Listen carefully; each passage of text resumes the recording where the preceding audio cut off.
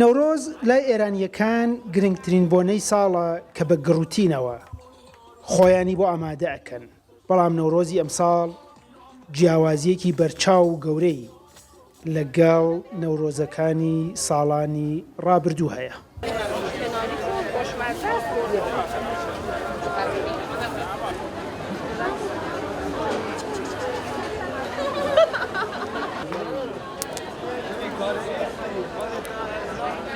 ڕێژەی زۆری هەڵاوسان دابەزینی مێژووی نرخی تمەن و لە ئاکامدا دابەزینی توانای مادی و دارایی هاوڵاتیان وای کردووە نەتوانن وەکو هەمیشە خۆیان بۆ ئەم بۆنە نیشتمانی و گرنگە ئامادە بکەن.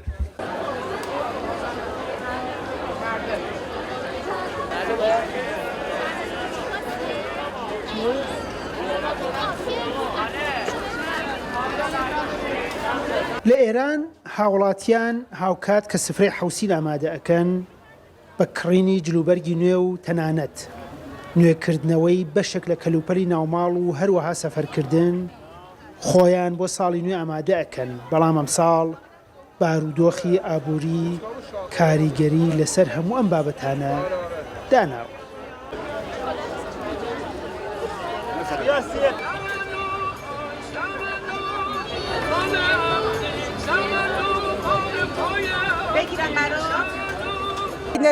لە ڕاستیە لە چاو ساڵی ڕابردوو ڕێژی بازارکردن و کڕینی پێداویستیەکان کەم بۆتەوە، بەڵام چونکە نەورۆز وەکو بۆنەیەکی نیشتیمانی لامان گرنگە سەرڕای هەموو گرفت و کێشەکانیش هەوڵین گرنگی پێبین و بە شادیەوە پێشوازی لێ بکەین.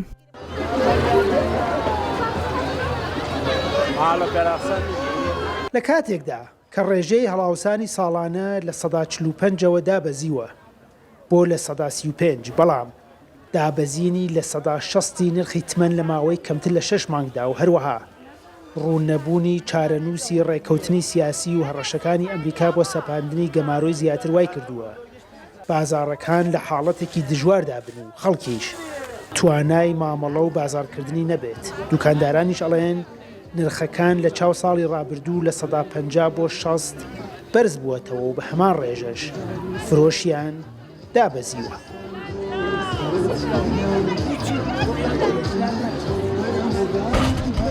نا هیچ تاغیری نکردەوە سەموشات خودی بۆنەکە وەک جارانە، بەڵام لە ڕووی ئامادەکاریەوە خراپتر بووە. بە قورسی توانیمانە خۆمانی بۆ ئامادە بکەین، چونکە بەڕاستی ڕێژەی گرانیەکەی یەکجار زۆرە.